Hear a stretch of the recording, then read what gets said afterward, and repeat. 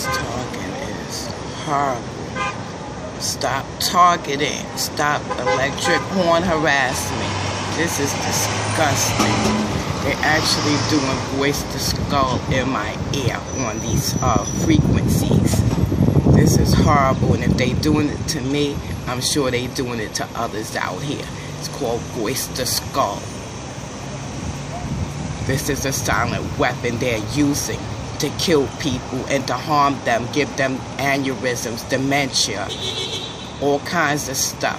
So they come up this block day in, day out, 24/7 operation to horn harass me. Same cars for years, same people, different people, same game.